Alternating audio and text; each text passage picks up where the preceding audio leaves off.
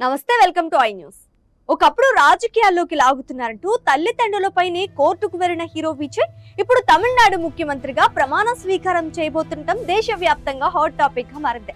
సినీ హీరోగా కోట్లాది అభిమానులను సంపాదించిన విజయ్ ఇప్పుడు రాజకీయాల్లోకి సంచలనం సృష్టిస్తున్నారు. గతంలో కుటుంబంతో వచ్చిన విభేదాలు, ఇప్పుడు సీఎం కుర్చీ వరకు వచ్చిన ప్రయాణం తమిళ రాజకీయాల్లో ఆసక్తికర చర్చకు దారితీస్తోంది. తమిళ స్టార్ హీరో విజయ్ రాజకీయ ప్రయాణం ఇప్పుడు కొత్త మలుపు తీసుకుంది. ఒకప్పుడు తన తల్లిదండ్రులు రాజకీయాల్లోకి నెట్టేందుకు ప్రయత్నిస్తున్నారని అభ్యంతరం వ్యక్తం చేస్తూ కోర్టును ఆశ్రయించిన విజయ్ ఇప్పుడు అదే రాజకీయాల్లో అగ్రస్థానానికి చేరుకున్నారు. అప్పట్లో తన పేరు, ఫోటోలను రాజకీయ ప్రయోజనాల కోసం ఉపయోగించవద్దంటూ లీగల్ నోటీసులు ఇచ్చిన ఘటన తమిళనాడులో పెద్ద చర్చకు దారితీసింది. కానీ కాలం మారింది, పరిస్థితులు మారాయి. అభిమాన సంఘాలను క్రమంగా రాజకీయ శక్తిగా మార్చుకున్న విజయ్ 2024లో తమిళగ వెట్రి కళగం పార్టీని ప్రారంభించారు.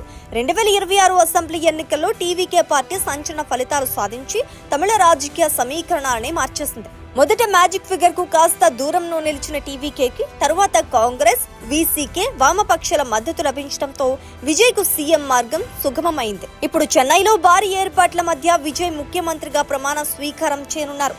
సోషల్ మీడియాలో ఇప్పుడు ఒకటే చర్చ. ఒకప్పుడు రాజకీయాలను దూరం పెట్టిన విజయ్ ఇప్పుడు తమిళ రాజకీయాలని తన వైపు తిప్పుకున్నాడు అని అభిమానులు కామెంట్లు చేస్తున్నారు.